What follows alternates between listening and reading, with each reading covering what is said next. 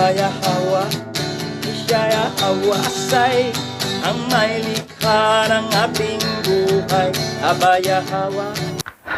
Bawa kwartawa to everyone of us. Mga viewer namin, nandito na tayo ulit sa isang talakayan.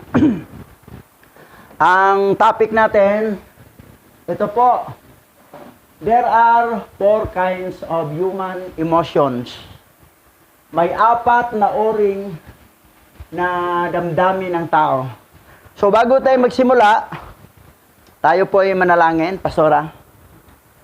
Tayo po ay sumandaling manalangin. Our Abba Yahawa Alahayam, kami po ay dumudulog sa iyong banal na presensya sa mga oras na ito. Hinihiling po namin ang iyong pagsama sa amin sa talakayang ito. Ikaw po ang siyang manguna sa bawat isa sa amin. Luwalhatiin ka, o aming Abba Yahawa Alahayam, Bahasyam Masyayak Yahawasyay, Bahasyam Raw Kakadas. Yaman. Yaman. Okay, simula tayo. So, 4 na uri ang damdamin ng tao. Number 1, sensory feelings. Pandama. Pangalawa, feeling state. Kalagayan ng damdamin. Pangatlo, psychical feeling. Sikikong damdamin. Pang-4, spiritual feelings. Spiritual na damdamin. Okay, talakayan natin ang una. Okay, basa. Sensory feelings or pandama. Ito ay tumutukoy sa 5 karamdamang pisikal o mga panlabas na pandama na nakapagdudulot ng panandaliang kasiyahan o paghihirap sa tao. Halimbawa ng mga ito ay ang una, pagkagutom, pangalawa, pagkauhaw, pangatlo, panlasa, pang-4, kiliti, at pang-5, sakit. Sa katotohanan, ang kasiyasiya ay higit na naiibigan. Ang ilan ay hinaharap ang hindi kasiyasiya bilang pagsasakripisyo tungkol sa pagtatamo ng mas mataas na halaga. Lahat ng tao sa buong mundo, maliban lang kung siya'y patay na, hanggat siya'y buhay, mayroon talagang sensory feelings. Yung pandama. Halimbawa, nagutom ako eh. Oh. Nadama niya, nagutom siya. Nabusog ako eh. Oh. Tapos maramdaman niyang lasa. Mapait man. Uy, matamis. Oh, yan. Yan ang pandama. Tapos, nakiliti ako. Oh, yan. Tapos, awa, sakit. Oh. Yan ang tawag na sensory feeling, panggama. So, dadako tayo sa pangalawa.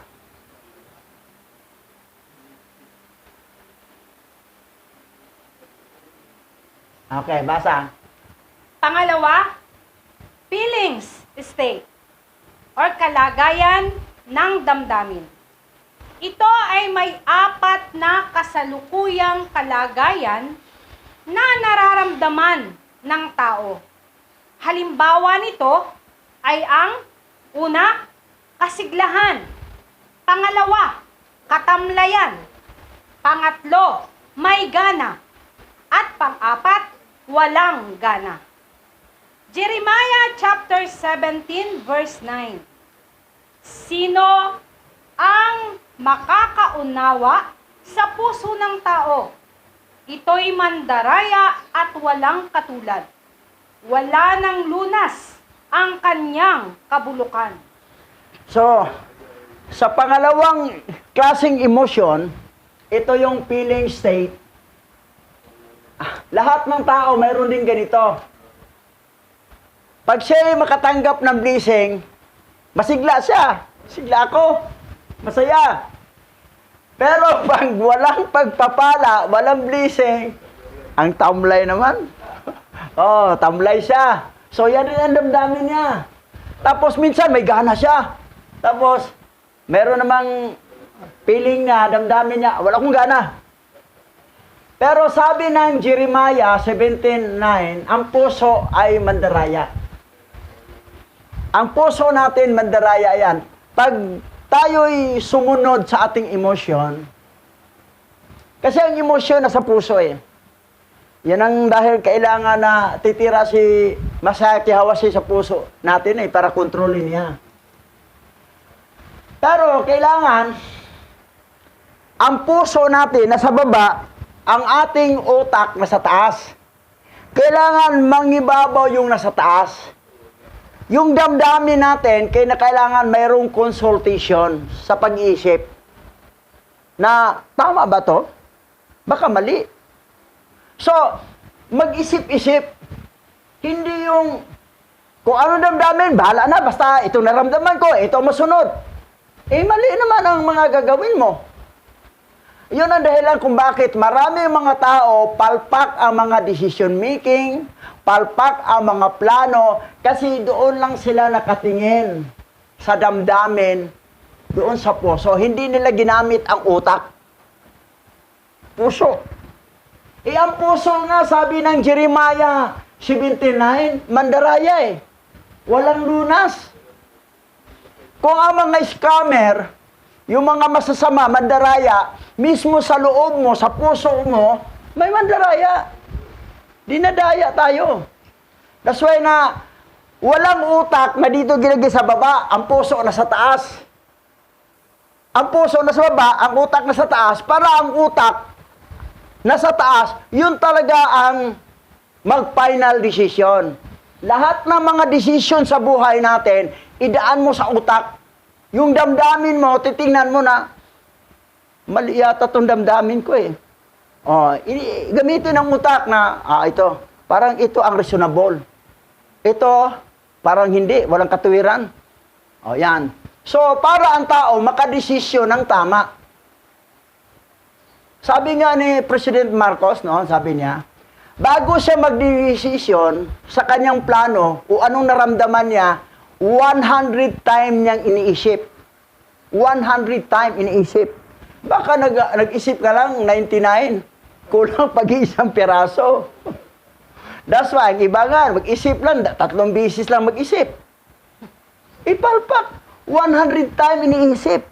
Titingnan yung mga anggulo. Ano ba talaga ang tama? Ano ba ang mali? Ano ba ang dapat iwasan? Ano ba ang tamang gagawin? So, ito talaga mag-isip. Kasi, ang puso kasi walang utak eh. Pero ang utak talaga siya. Kasi ang utak, nagtitimbang yan sa alin ang tama, alin ang mali. Nasa utak. Pero ang puso, hindi yan nag-iisip eh. Hindi naman siya utak eh. Ang ginagawa niya, pag ano naramdaman niya, bahala na. Pag sabi na, ay, matamlay ako. Huwag mo akong guluhin. So, yan. Okay, tuloy tayo. Ngayon, sabi rito, the heart in Hebrew word, bal. Bal siya sa Hebrew word, ang heart. Puso. Ang heart sa Hebrew, salitang bal. Sa English ng bal, heart. Sa Tagalog, puso. Meaning, very widely for the feelings. Very wide talaga, napakalawak. Very widely for the feelings or emotion of man. Ang lawak talaga sa emosyon. That's why kailangan talaga gagamitan ng utak. Sa Tagalog, ang puso sa salitang Hebreo ay bal, na ang ibig sabihin, napakalawak para sa damdamin o emosyon ng tao. So, yan ang nangyari. Ngayon, basa. Mark chapter 7, verse 21 to 23. Sapagkat sa loob, sa puso ng tao, nagmumula ang masasamang isipang nag-uudyok sa kanya. upang makiapit, magnakaw, pumatay, mangalunya, mag-imbot, gumawa ng kasamaan tulad ng pandaraya, kahalayan, pagkainggit, paninirang puri, pagmamayabang, at kahangalan. Ang lahat ng ito ay nanggagaling sa puso at ang mga ito ang siyang nagpaparumi sa kanya. Biro mo ha? Nanggaling sa puso lahat yan. Hindi yan nanggaling sa utak. At yan ang nagpaparumi sa kanya. Lahat ng mga gawang hindi maganda, o gumawa ka rin ng mabuti, lahat, sa puso lahat yan. Pero bago mo gawin, bago natin gagawin, kinakailangan, isipin muna natin, tama ba to? Mali ba to? Ano ba ang, kung gawin ko to, may masaktan ba? Kung hindi ko gawin, baka may malungkot din. Katulad nito, pagkainggit, paninirang puri. Dahil nainis kasi isang tao, sinisira mo ang puri niya para lang makaganti. Pero isipin mo, tama ba yon? Tapos, pagmamayabang. Kahit naman hindi ka totoo magaling, pala nagyabang kang magaling. Tapos, kahangalan. So, lahat sa puso nang galing yan. So, ang ating gagawin para ma-change ang ating buhay, bad character into good character, ano man ang damdamin natin, ay kinakailangan gamitan natin ang utak. Gamitan natin isip. Tama ba ito? Ang mga matatalino, 100 times mag-isip sa isang partikular na bagay lang. Ha? Biro mo, 100 times. Hindi talaga basta-basta magdidesisyon agad yan. Halimbawa, dalaga ka. May nagligaw sa'yo. Sagot ka ba agad? I love you too? Hindi, mag-isip ka muna. Sandali, mag-isip ako. Bigyan mo ako ng 5 buwan. Saka kita sagutin.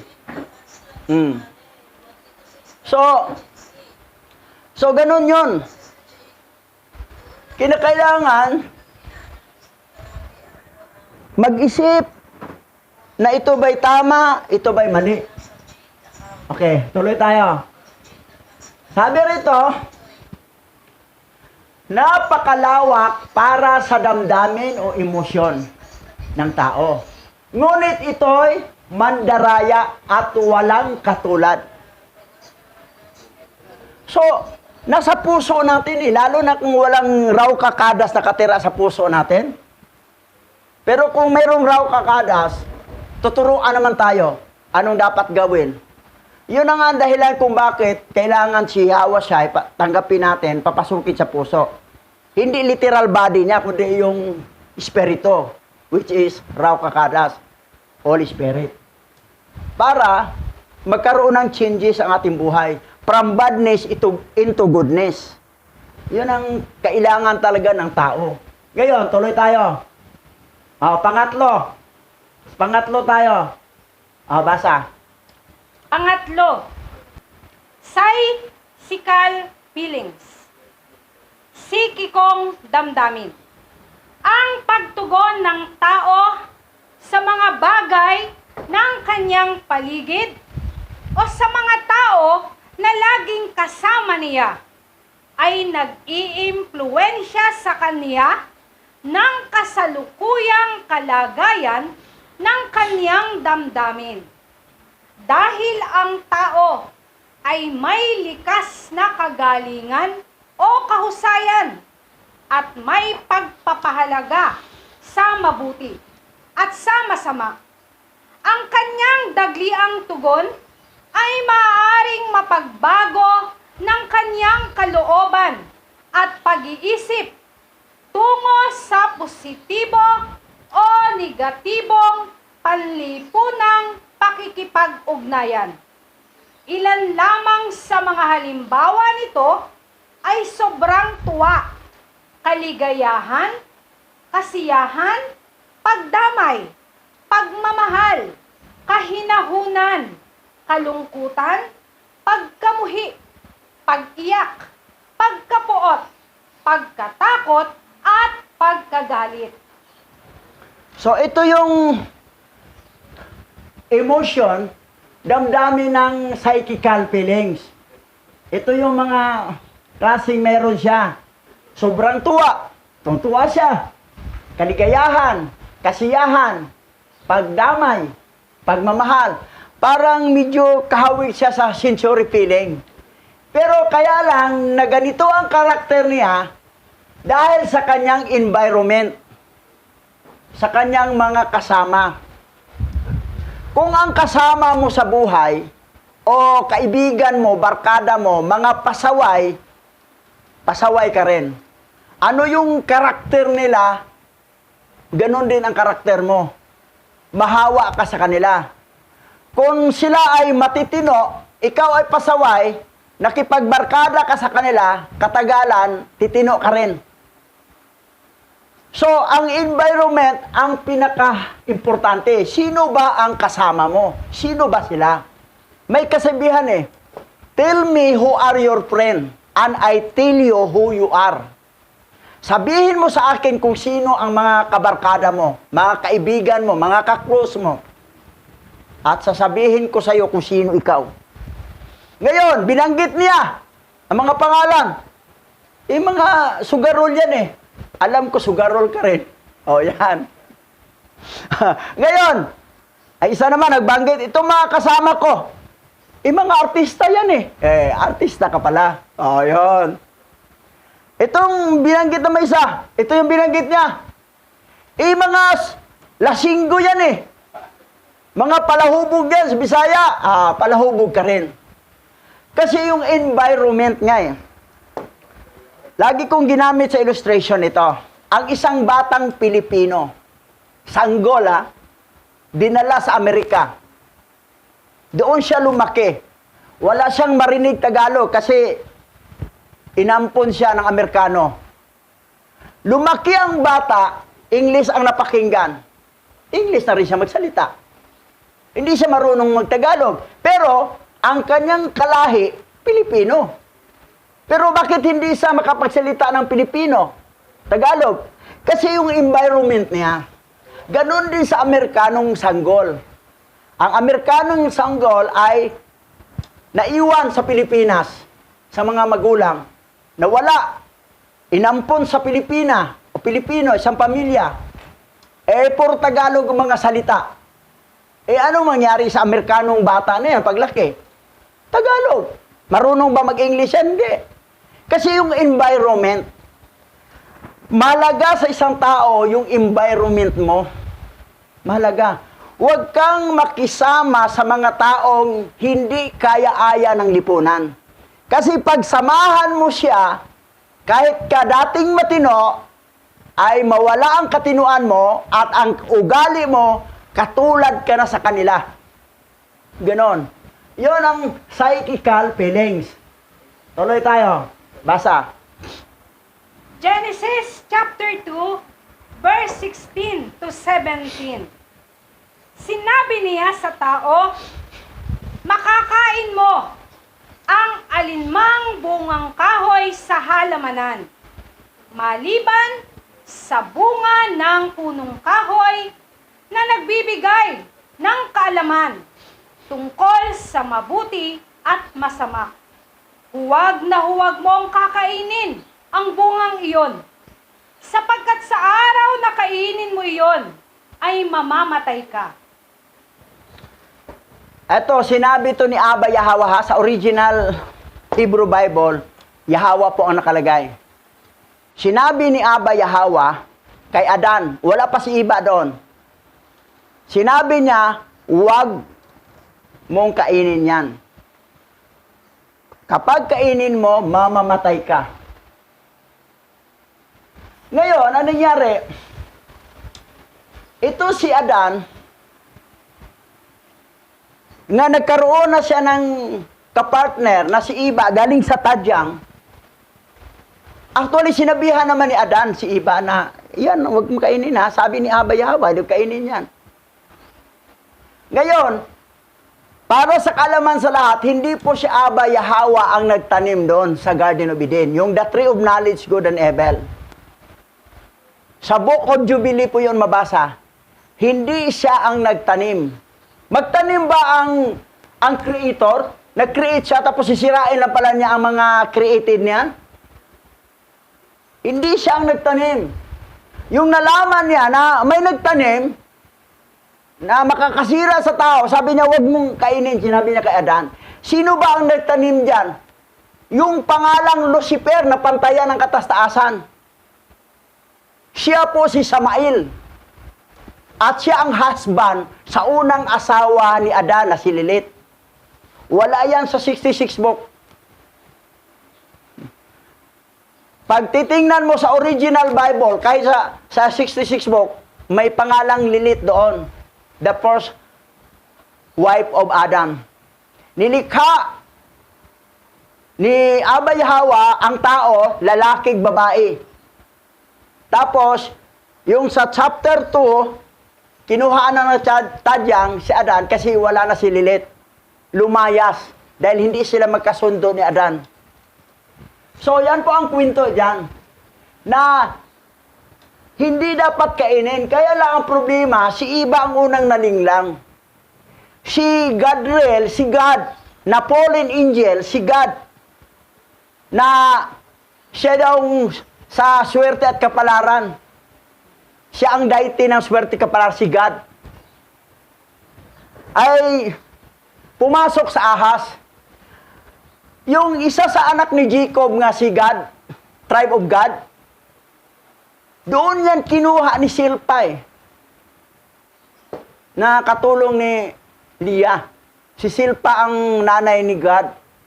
Kinuha niya yon sa idolatry ng fallen angel nga si God dahil swerte nga at kapalaran. Kaya lang, para malilang ang tao, ang salitang God, pinalitan nilang naging good. Pero hindi nila i-pronounce good, God pa rin. Pero alam na ba ninyo ang grammar ng English?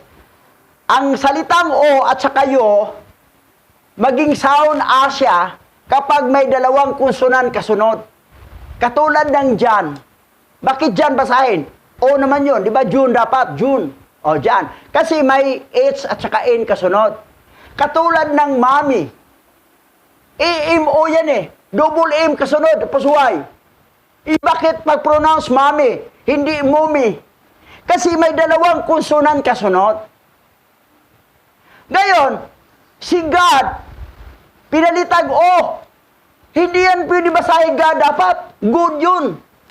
Pero ginawang God, kunwari lang, pinalitag O, pero ang sound, God pa rin, para malinglang ang sangkatawan. Nalinglang nga.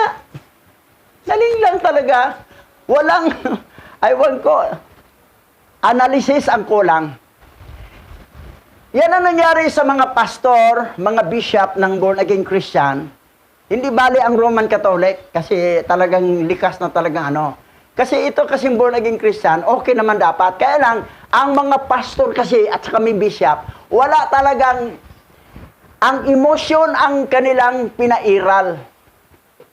Hindi nila pinairal ang utak. I-research mo. Pag-aralan mo, bakit naging God pagbasa yan? O naman yun, G-O-D. Bakit naging God pag-sound yan?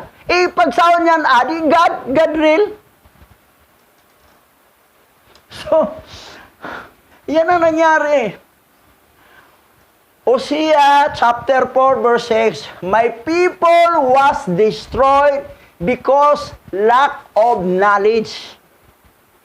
Kasi hindi nag-aral. Kulang sa knowledge. Yan ang nangyari. Ngayon, tuloy tayo. Basa. Dahil kumain ang tao ng bunga ng punong kahoy na nagbibigay ng kaalaman tungkol sa mabuti at masama, sila'y nagkaroon ng likas na kagalingan sa paggawa ng mabuti at masama. Kaya't napakalaking impluensya sa tao ang uri ng grupo na kanyang sinasamahan, sa mabuti man o sa gumagawa ng masama. Dahil likas na kasi sa tao ngayon, na mayroon siyang good and evil. Mayroon siyang knowledge of good. May knowledge din siyang bad. Kasi yung nakain nga ang punong kahoy na nagbigay ng kaalaman sa mabuti at masama. Dahil sa knowledge din, sa good, anong nangyari ng tao? Di ba, nakakreate ng mga high-tech na gamit, nakakreate ng mga replano, nakakreate ng mga nuclear weapon, lahat ng mga posibleng gawin. Dahil sa knowledge na yan, ng good. Pero sa kasamaan din, nandoon din.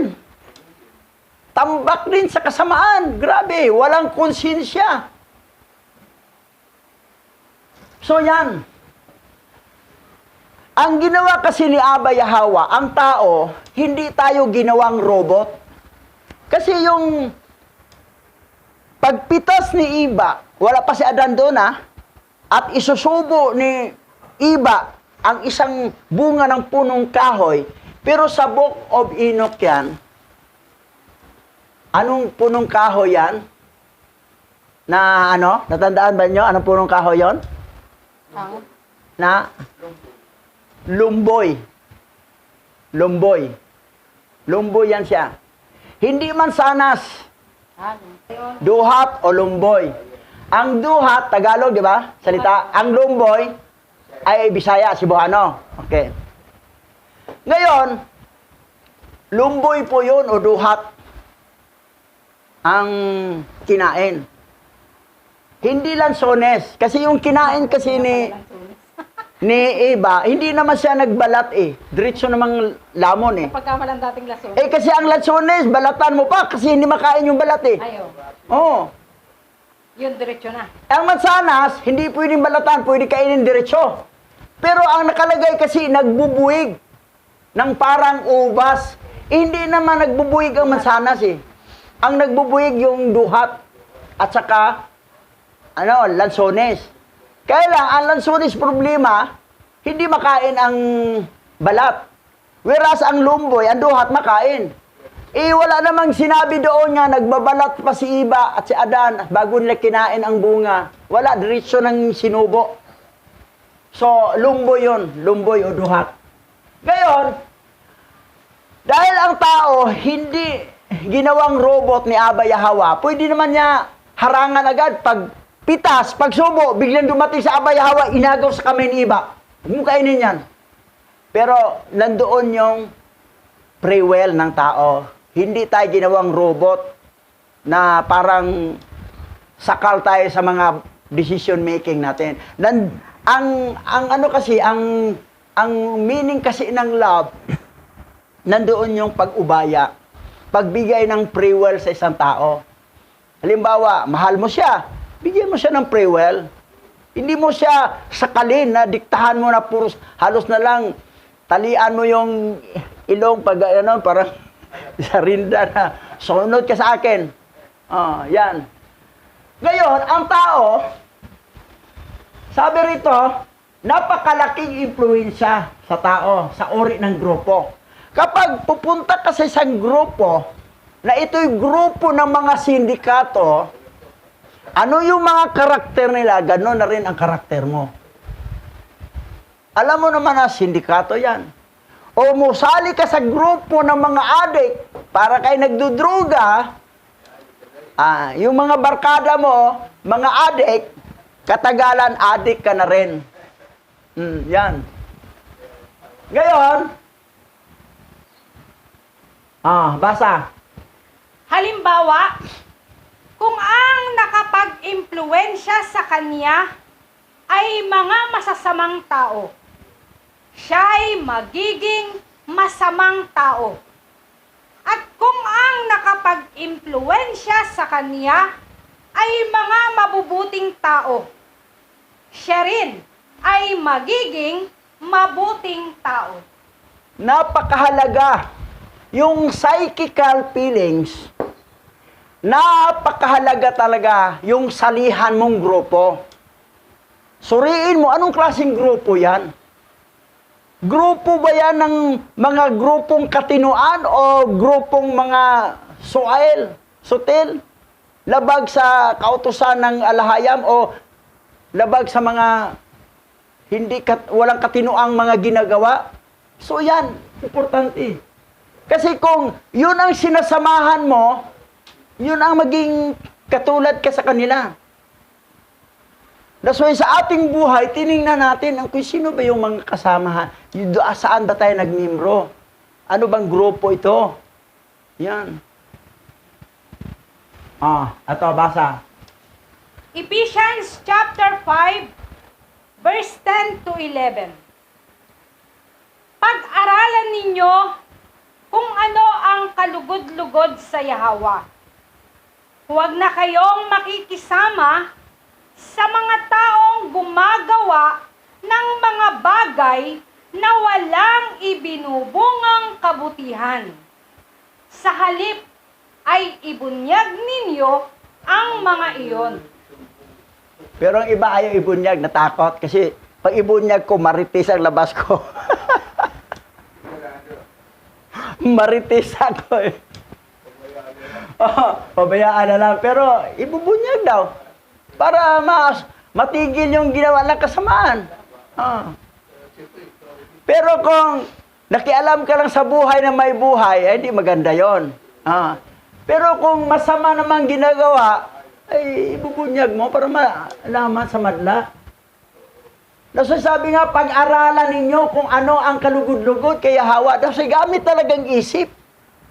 Pag-aralan mo kung anong kalugod-lugod. Itong gagawin ko, itong nasa damdamin ko ngayon. Kalugod-lugod ba ito? O baka hindi maganda? Yan. Huwag kayong makisama sa mga taong gumagawa ng mga bagay na walang ibinubungang kabutihan. Ano ba yung mga ginagawa dyan? Ano bang bunga dyan? Kabutihan ba o kasamaan? Yan. So, nandoon talaga ang pag-iisip lagi. Iniisip mo kung ano.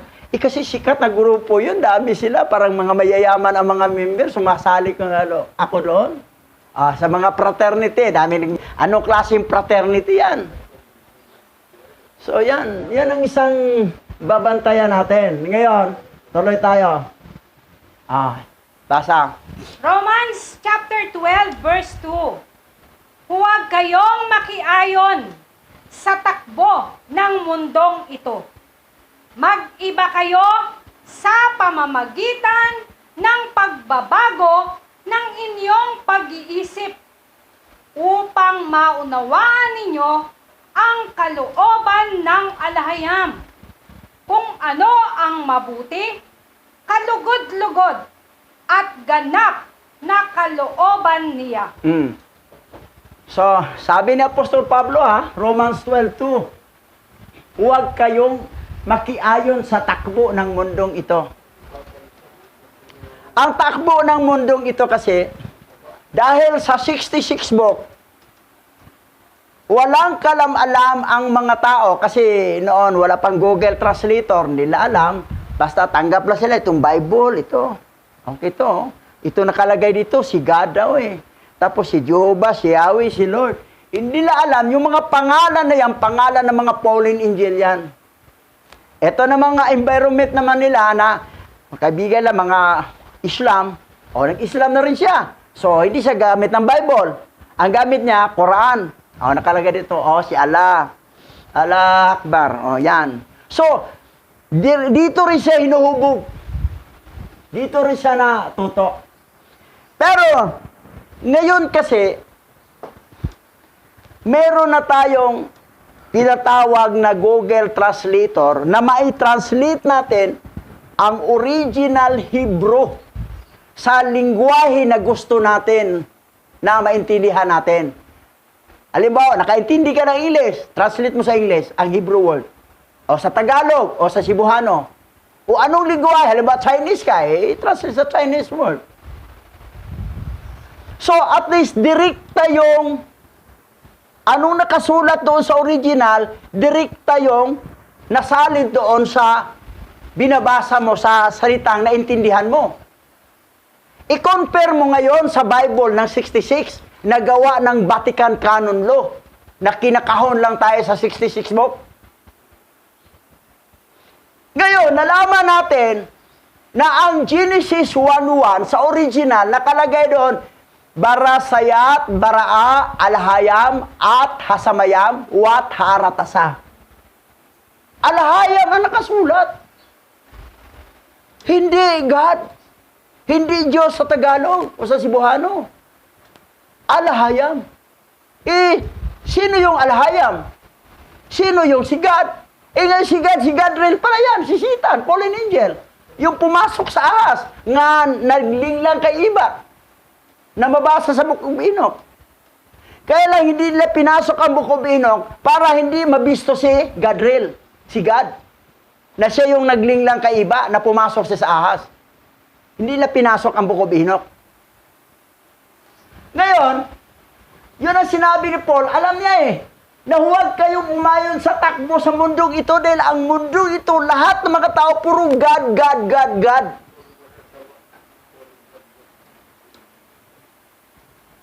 So, walang kalam-alam ang tao na akala nila yung God magdadala na sa langit, hindi naman taga-langit yan, taga-imperno yan fallen angel yan Pero halos lahat ng tao.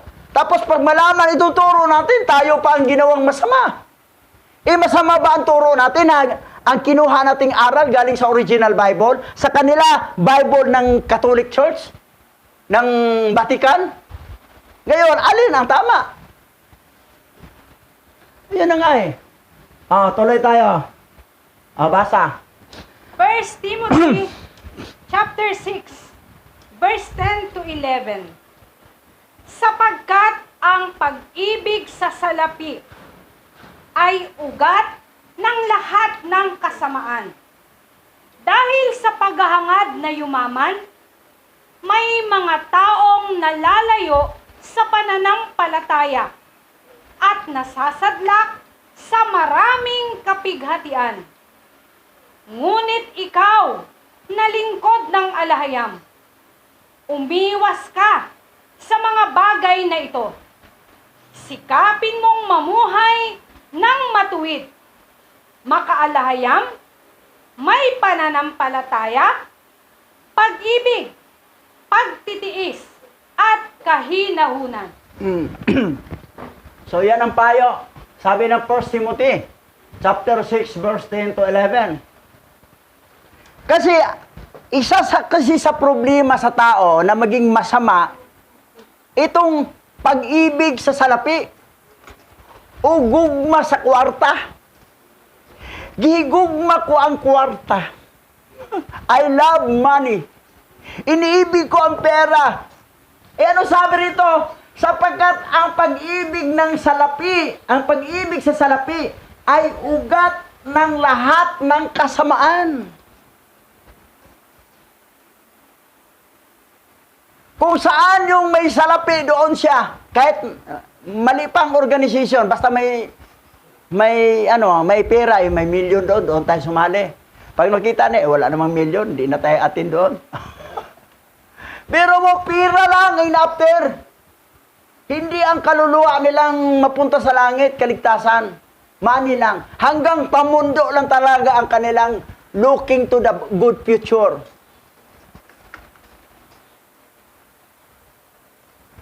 Minsan ang tao tumitingin sa kinabukasan. Pero ang kinabukasan niyang tinitingnan, yung dito lang pang lupa. Gusto siya magkamal ng pera. Sabi niya, sabay-sabay tayo maging milyonaryo.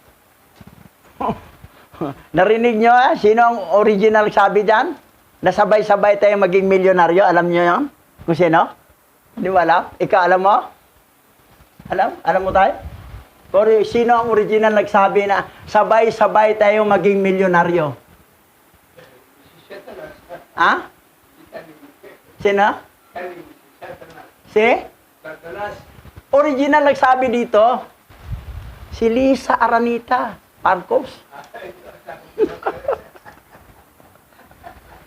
Siya ang nagsabi, sabay-sabay tayo maging milyonaryo. Sila lang milyonaryo. Yan. Wala talaga. Grabe. Waldas pera, kaliwat kanan. Pero tingnan mo ang bigas, napakamahal. Gasolina mahal. Nag-roll back lang konti. Wala nga, mga salbahe nga talaga eh. Walang awa sa mga mahirap. Ang kanilang tinitinan, sarili lang. Yun ang resulta ng the love of money is the root of evil.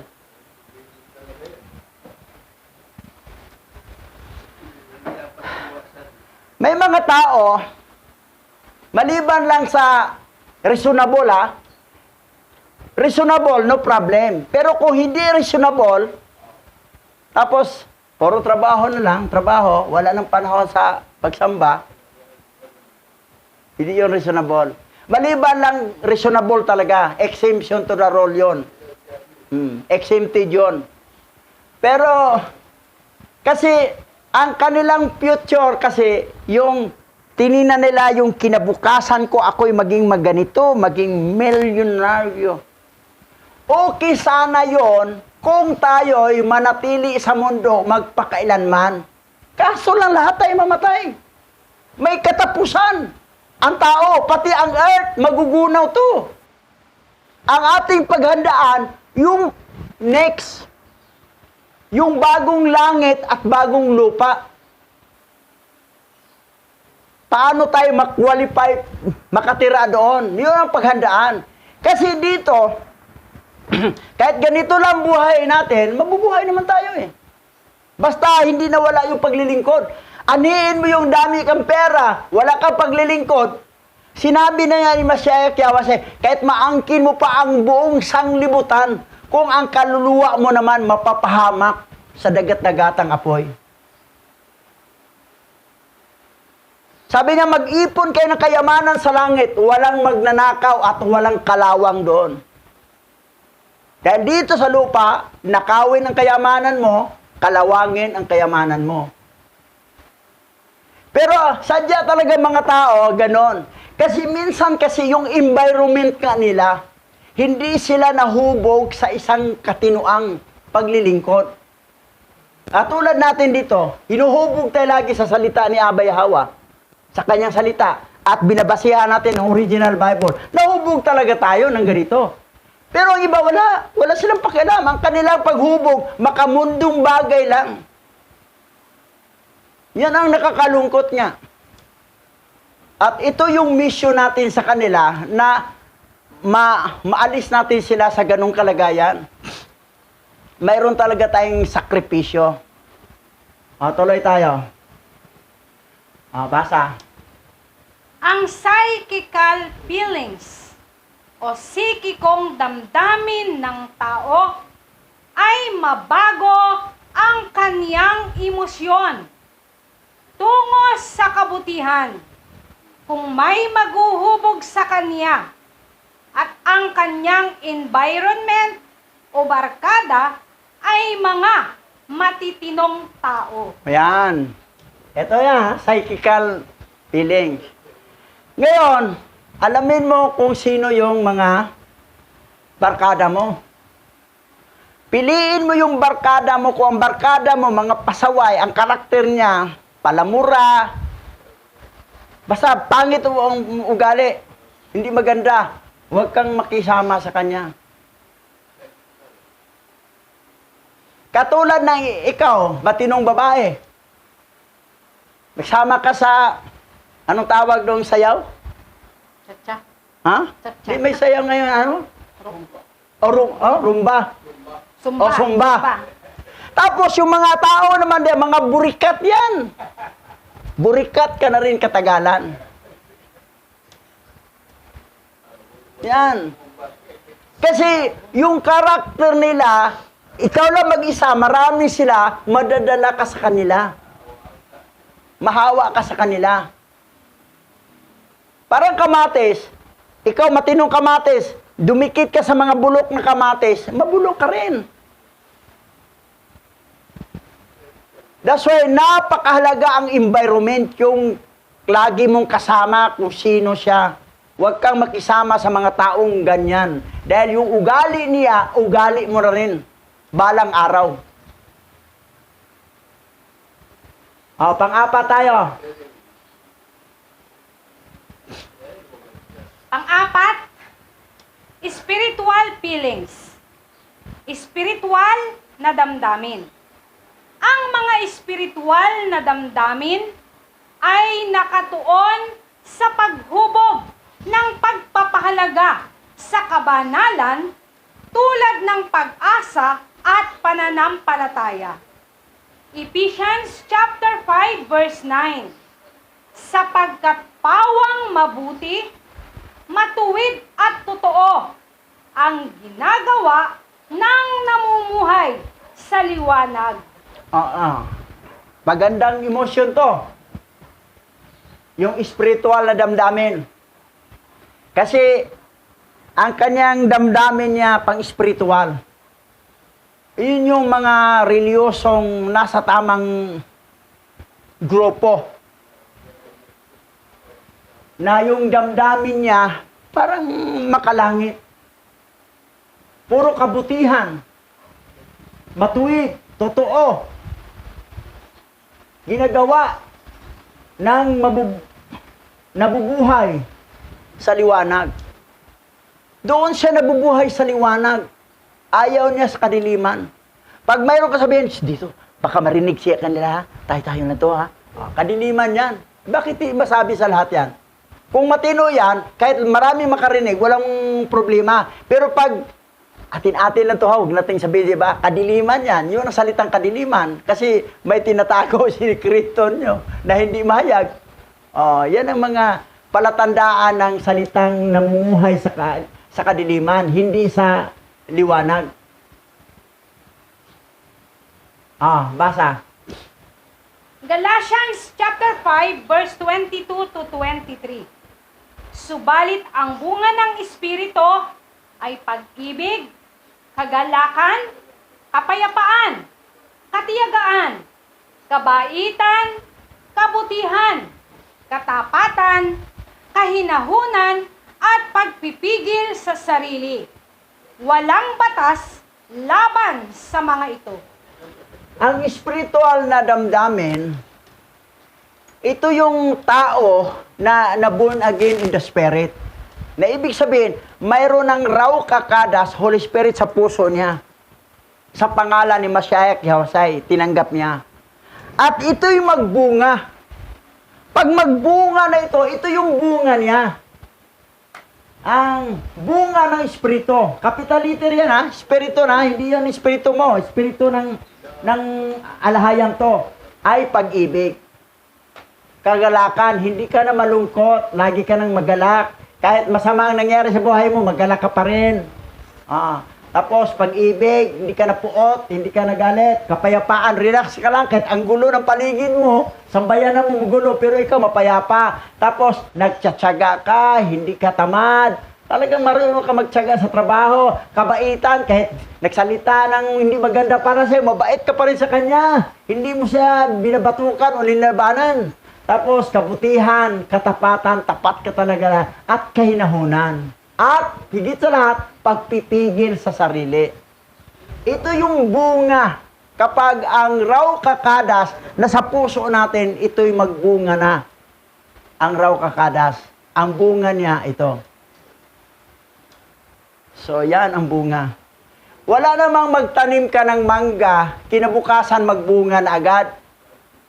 Dadaan pa na yung mga ilang panahon yan, mga taon.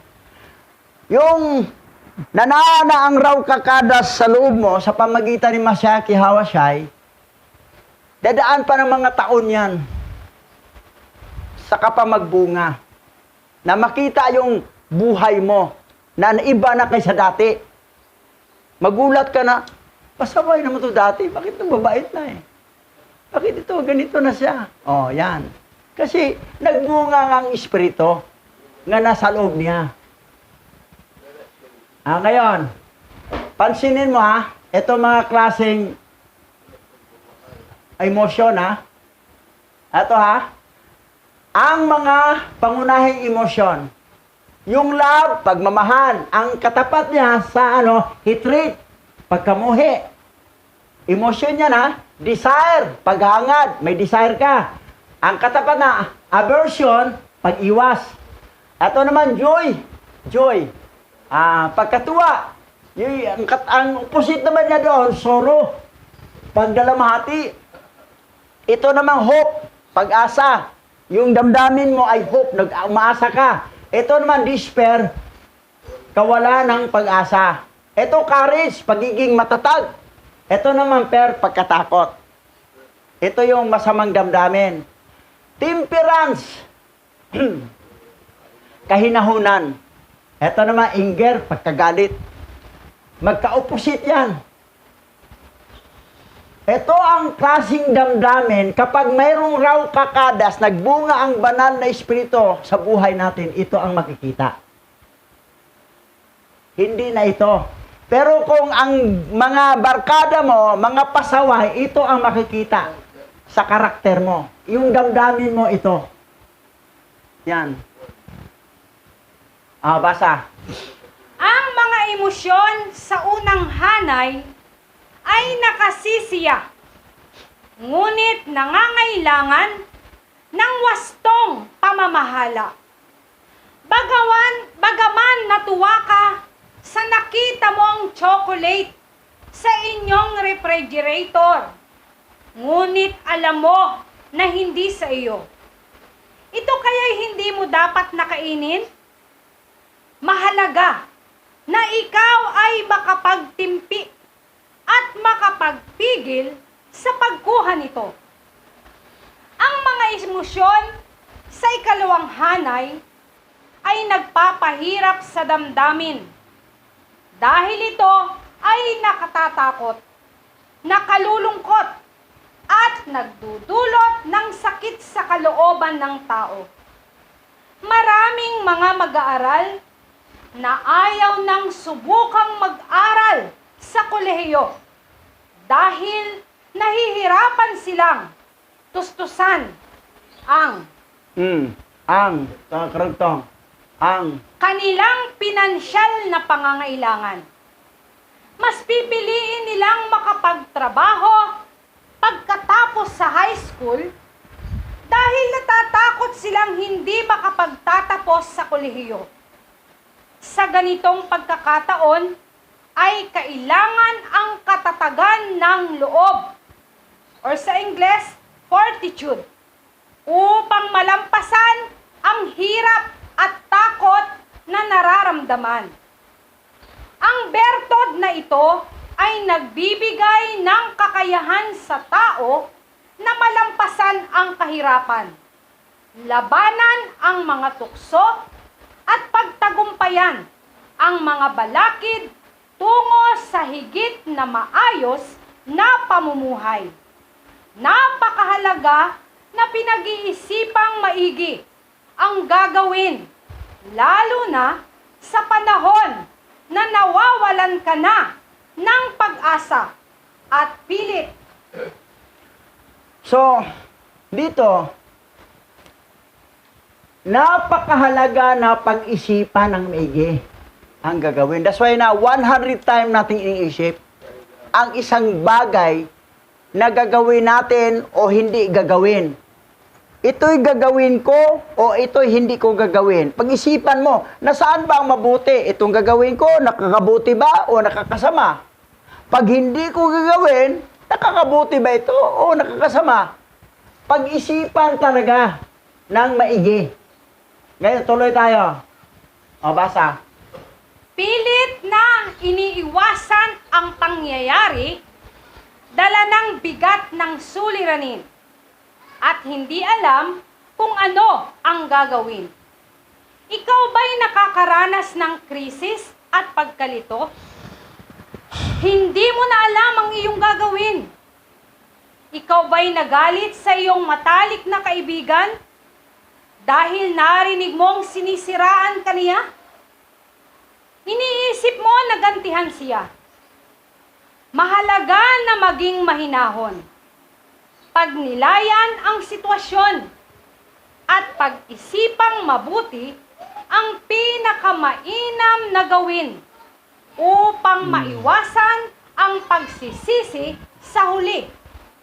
Ang matalinong paghusga ay hindi lamang tumutukoy sa kung ano ang dapat gawin ng tao sa pagharap sa mga krisis sa buhay, kung hindi kakayahang makagawa ng pasya sa napapanahong paraan.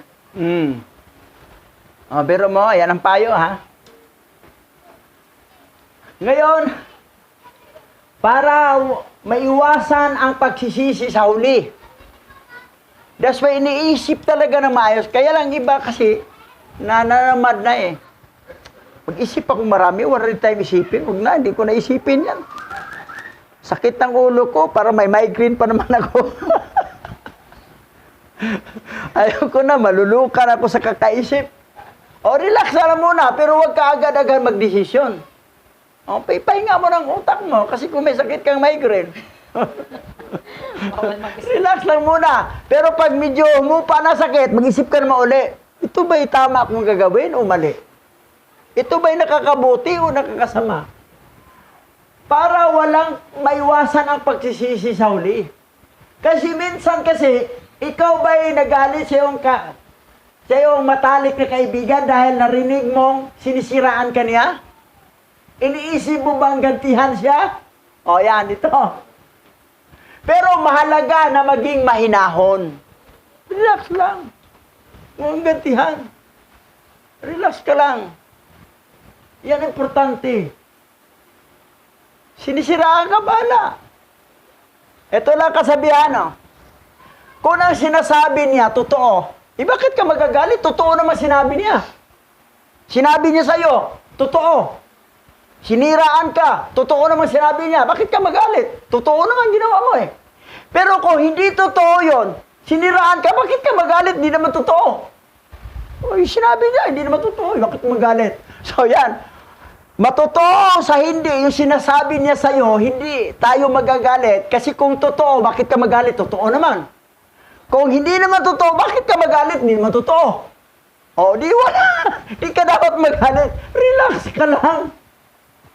So, yan ang desisyon ng tama. Ngayon, tuloy tayo. Basa. May 5 paraan na mapamahalaan mo ang iyong emosyon. Una, tanungin ang sarili.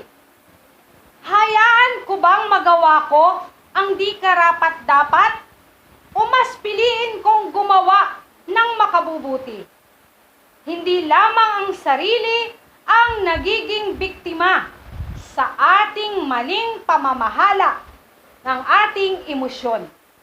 Mahalaga na ipahayag natin ito ng maayos upang mapanatili natin ang ating mabuting ugnayan sa ating kapwa at sa alahayam. O yan. Para mapanatili ang mabuting kaugnayan sa ating kapwa o sa alahayam, kailangan talaga lagi tayong gumagawa ng nakabubuti. Huwag gantihan ang masama sa masama. Masamang ginawa niya sa'yo, huwag mo ito yung masama. Kasi pag yung masamang ginawa sa'yo, gagawin mo rin masama, di pareho kayong dalawa masama. Eh kung gumawa siya masama sa'yo, mabuti ang ginanti mo, o di siya masama, ikaw hindi. Kaya lang, ang kalaban mo yung emosyon eh. Kasi ang damdamin mo, parang gusto ko ng batukan. Oh, nag-inis ako sa kanya. Pigilan mo yung sarili mo, yung emosyon mo. Dahil yung emosyon mo, mandaraya ngayong puso, gamitin ang utak na hindi maganda. Huwag gantihan ang masama sa pasama kasi pareho kami masama. Kailangan makita niya siya masama, ako mabuti, hindi ko siya gantihan. Ang ating kalaban, sarili na. Ikaw emosyon na tumigil ka, ginamit kong utak ko, di ka dapat mangibabaw. Puso ka, madaraya ka, manluluko ka.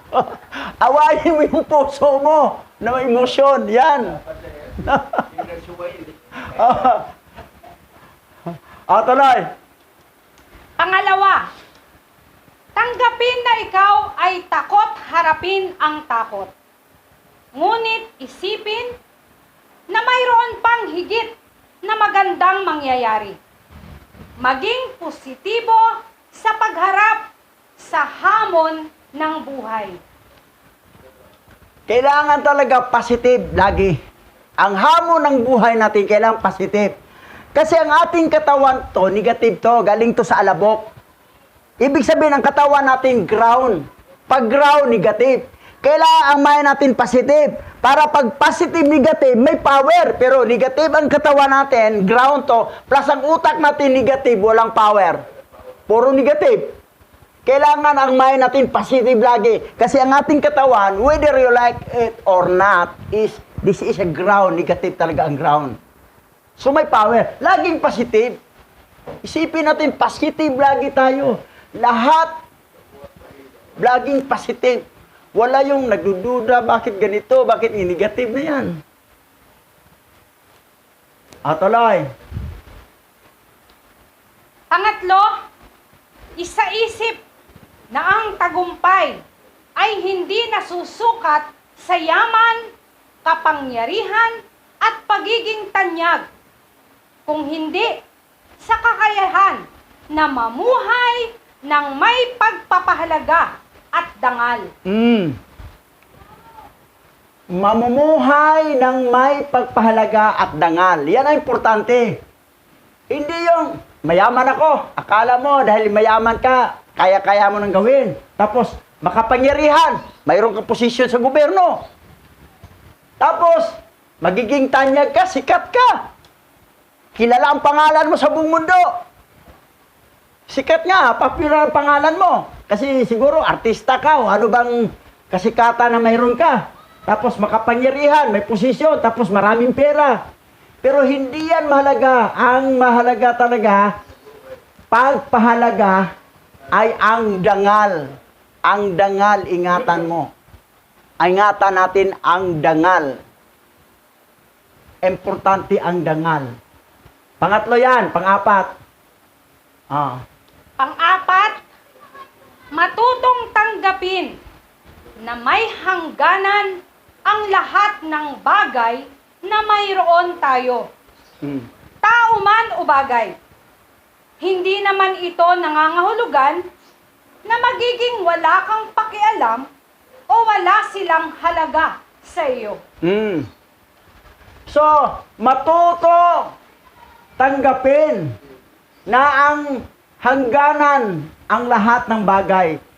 May hangganan naman talaga tayo. Pati buhay natin dito sa lupa Ang ating physical body galing sa alabok, babalik sa alabok to. Lahat ng mga property mo, kahit pa ikaw ang may-ari sa halos kalahati ng buong property ng mundo. Pero may katapusan yan. Ang importante yung dangal ang mahalaga. Mahalaga. Hindi yun isipin na wala tayong pakialam. Importante kasi yung ating relasyon sa ating may likha, ating creator, na maminti natin. Walang silbi yun Yung kaligayahan sa pera, kasi masaya ka, maraming pera, makabili ka ng pagkain. Makabili ka ng pagkain, high blood ka naman, di mamatigo ka rin. Wala ka ng limit, pigil sa pagkain kasi marami kang pera, kain ng kain, nakakasama sa katawan mo. Tigo ka rin.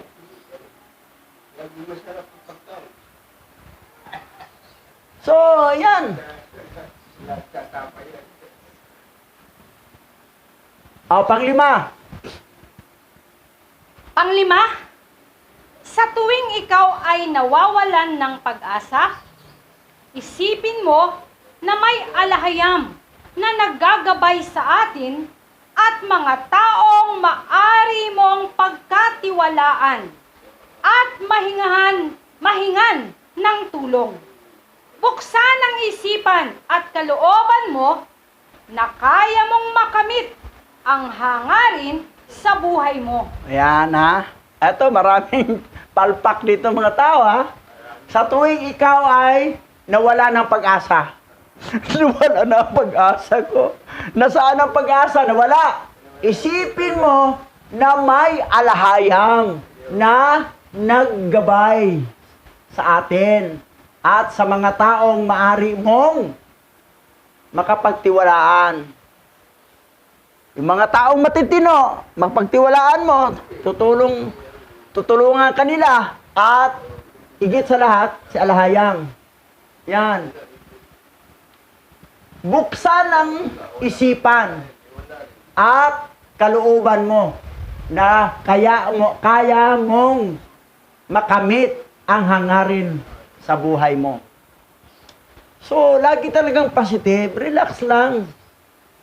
Kasi minsan dumating sa ating hirap na buhay, kasi resulta yan sa maling mga plano natin sa nakaraan. Tumanggap tayo ng consequence. Yan ang nangyari. Pero ngayon, ingat talaga tayo sa ating mga hakbang para wala tayong pagsisisi sa huli. Yan. Ito naman ha. Ito ha. Ito yung nature. Yung circle of emotion. Una, normal ang emosyon. Normal, una. Aakyat yan. Galit ka na. Tapos, horizontal, galit.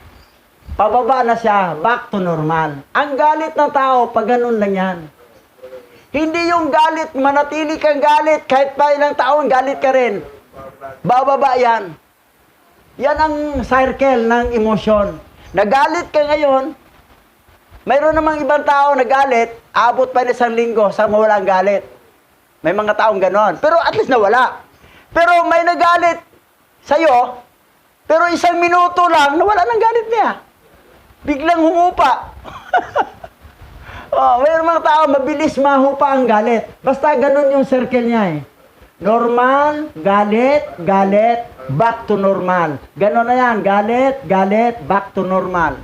Ganun ang circle ng buhay ng tao. Ngayon, basa. Nakikita natin ang epekto ng padalos-dalos nating pasya at kilos dala sa mga negatibong emosyon na hindi napapamahalaan. Madalas ay hindi nagiging maganda ang idinudulot nito sa ating sarili sa iba. Hahayaan mo na lang ba na patuloy itong maging dahilan ng iyong hindi mabuting ugnayan sa iyong kapwa at sa alahayam? Kapag nakaramdam ka ng galit, ito ang dapat na gagawin mo. Una, mag-relax muna tulad ng pag-ehersisyo. Pangalawa, lumayo ka muna at manalangin sa alahayam. Pangatlo, magpalamig ka muna ng ulo upang hindi na lumala ang alitan. Ito yung sikreto. Lalo na sa mag-asawa. Ito. Pag makaramdam ng galit, ma-relax. Tula na, puta ka. Mag-exercise ka muna. Tapos lumayo ka muna, manalangin ka. Huwag mong harapin siya. Kasi putak na putak ang bibig niya. Marinig ka, lalo kang masar. Alis ka. Magpalamig ka muna ng ulo upang hindi ka lumala ang alitan. Iwanan mo. Kasi pag magputak na putak siya, tapos umalis ka, siya na lang mag-isa magputak-putak, wala ka naman yan. Titigil din yan eh. Kaya nagputak na putak yan, kasi nandyan ka eh. Subukan mo umalis. Doon ka, mag-jogging ka, mag-exercise ka, o either punta ka doon, manalangin ka. So yan lang sikrito. Kasi nangyari yan, kasi nakikita natin ang epekto na padalos-dalos nating mga pasya at kilos. Kaya nangyari yan, yung mga decision kasi na padalos-dalos na hindi talaga iniisip ng husto. Decision agad. Ngayon, ang resulta, mga palpak. Ngayon, yung palpak na may magagalit. O either ikaw magagalit. So, para maiwasan, ito mga technique gagawin. Okay, tuloy. Basa. Ang mga iminungkahing paraan, kalakip ang mga bertud, ay nakatutulong upang mapamahalaan ang emosyon at maging gabay sa pagpapasya tungo sa matiwasay na pamumuhay at maging produktibong miyembro ng lipunan. O, yan. Kailangan may mungkahi talaga na paraan, kalakip ng mga bertod ng makakatulong. So, nandoon talaga yung pag-isip. Tuloy. Hangad ng bawat isa ay magkaroon ng matiwasay, masaya at makabuluhang buhay sa pamamagitan ng mabuting ugnayan sa sarili, sa kapwa at sa alahayam. Kaya nararapat lamang na sa araw-araw nating pamumuhay ay piliing maigi ang mga bagay na pagtutuunan ng higit na pansin. Mahalaga na magtiwala sa sarili, sa kapwa, at higit sa lahat sa alahayam sa paggawa ng pagpapasya tungo sa ikaunlad ng iyong pakikipagkapwa. Pag-uunlad sa iyong pakikipagkapwa. So, yun talaga. Lahat iniisip. Prayer. Tapos, higit sa lahat sa alahayam. Yan. Ayan. Atalay. Spiritual feelings o spiritual na damdamin ang dapat na meron tayo. At ito ang dapat na makita sa ating mga buhay. Tulad ng mabasa sa talatang ito. Colossians chapter 3 verse 12. Kaya nga, dahil kayo'y hinirang ng alahayam, minamahal niya at pinili para sa Kanya.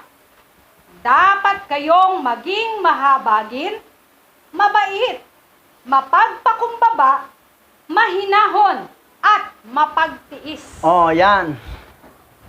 Ito talaga ang dapat nating makita sa ating buhay. Na kailangan spiritual feeling, spiritual na damdamin. Ano makita sa ating buhay? Ano?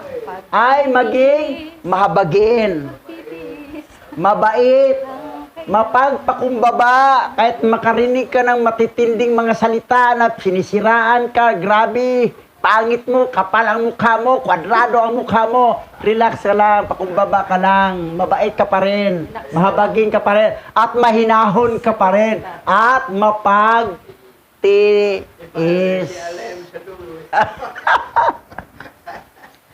Gayon, eto kasing damdamin ito, hanggang hindi magbunga ang raw kakada sa puso mo, yung kalaban mo talaga, yung emosyon mo, alam mo naman na ito ang ano, ang dapat.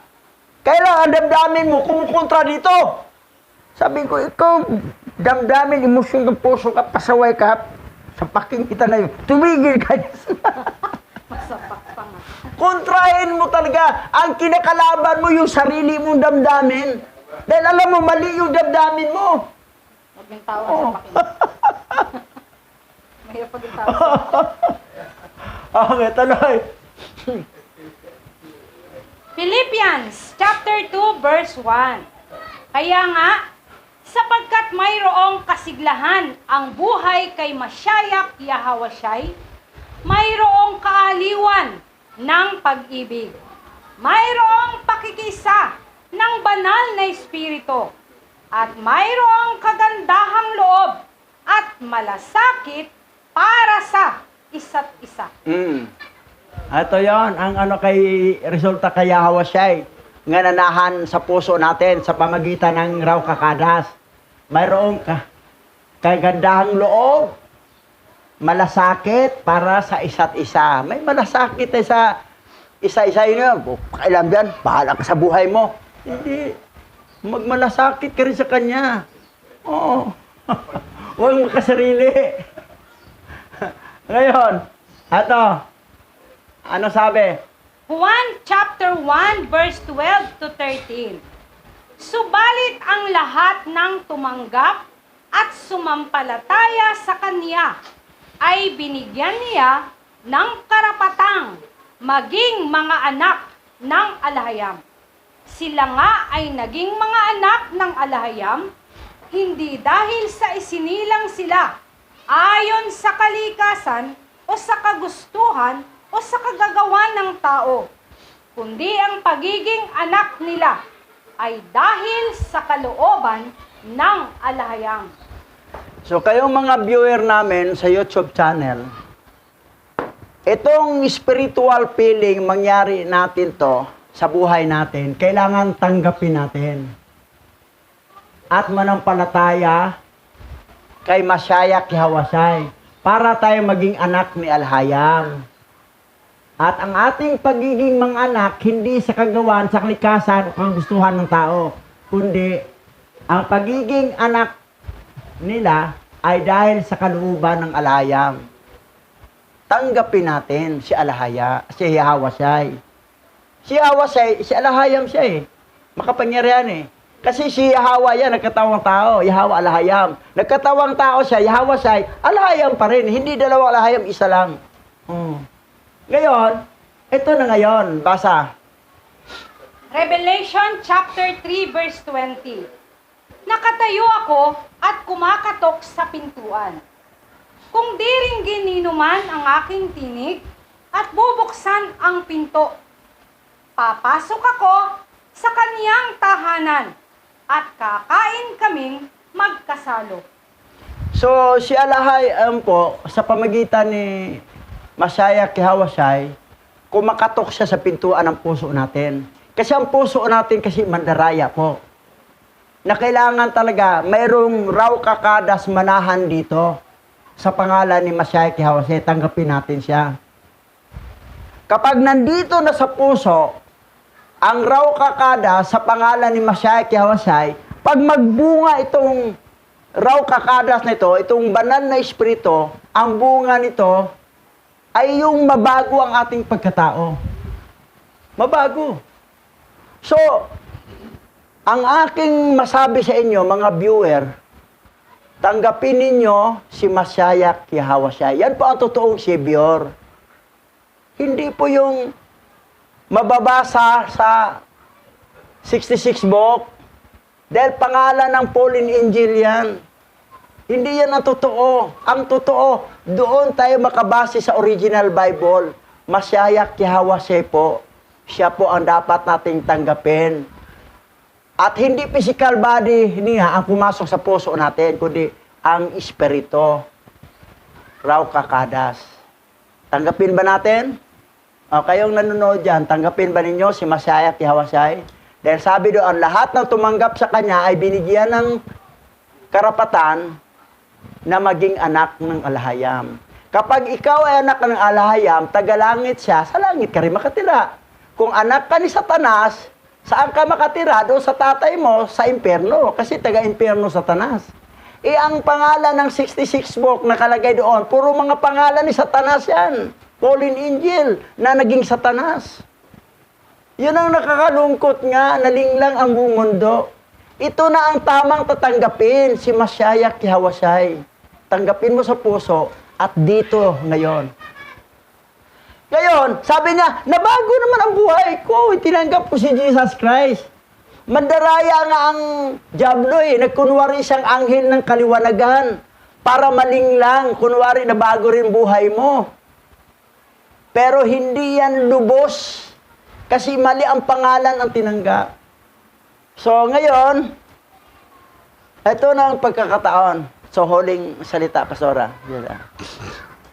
So, sa aking pong mga kababayan na nakikinig at nanonood ngayon sa YouTube channel, tawag po to every one of us. At sa kapwa ko, Remnant Hebrew Israelite, shout out po sa inyong lahat. So, napakinggan po natin na napakaganda ng naging topic po natin sa araw na ito, na may kinalaman sa tinatawag na emosyon or damdamin. Na meron palang 4 na uri ng emosyon. Na una ay ang sensory feelings. I-remind ko lang. Pangalawa ay tinatawag na feeling of state.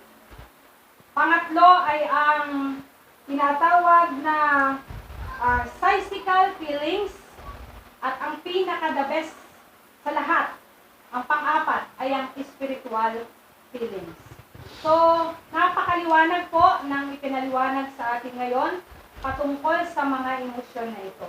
So, lagi po natin itong tandaan at unawain mabuti. Yun lang po. Okay, closing prayer tayo, Pastora. So, manalangin po tayo. Maraming salamat po, o aming Aba Yahawa, na muli ay sinamahan mo po kami sa gawain ito. Ikaw nga po ang siyang maparangalan sa lahat ng aming ginagawa. Patuloy mo po kaming bigyan ng lakas ng loob at kakayahan na manindigan sa tama at gawin kung ano ang naaayon sa iyong kalooban. Mamuhay kami bilang isang mabuting tao. Mamuhay kami na katulad ni Mashiach Yahawashai, katulad ng kanyang karakter, katulad ng nais mo na makita sa aming mga buhay, o aming Aba Yahawa.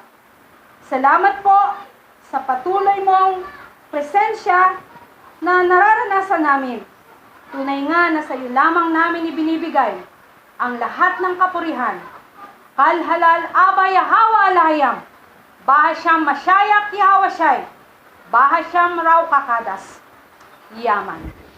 Mga viewer, patuloy kayong sumabaybay sa ating YouTube channel. Thank you for your watching. Mag-like kayo at mag-comment. So, be blessed sa inyo.